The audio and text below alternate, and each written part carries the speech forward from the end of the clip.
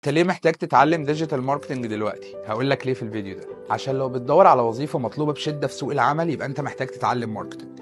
عشان لو بتدور على وظيفة تخليك تحقق دخل مناسب جدا سواء كان سالري في اي مكان او دخل وانت شغال فريلانسر او يكون عندك ايجنسي، انت محتاج تتعلم ماركتنج. لو عندك بيزنس لازم تتعلم ماركتنج عشان تعرف ازاي تسوق للبيزنس بتاعك لنفسك او تتعامل مع الشركة اللي هتكون مسؤولة عن الماركتنج بتاعك. من الاخر لازم تتعلم ماركتنج، بقى مطلوب جدا دلوقتي لاي حد اونر بيزنس او حتى بيحتاج يطور من نفسه او بيدور على فرصة عمل جوه مصر او بره مصر.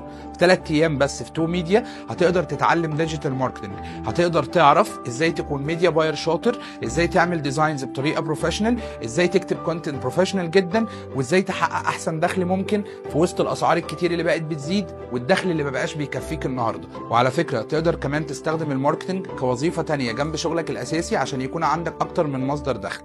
ابدا دلوقتي اتعلم ماركتنج، احجز معانا في تو ميديا وفي 3 ايام بس هتكون بروفيشنال جدا وهتقدر تعرف بنفسك كل اراء وتقييمات الناس اللي كانوا معانا قبل كده من خلال البيج بتاعتنا. في انتظارك.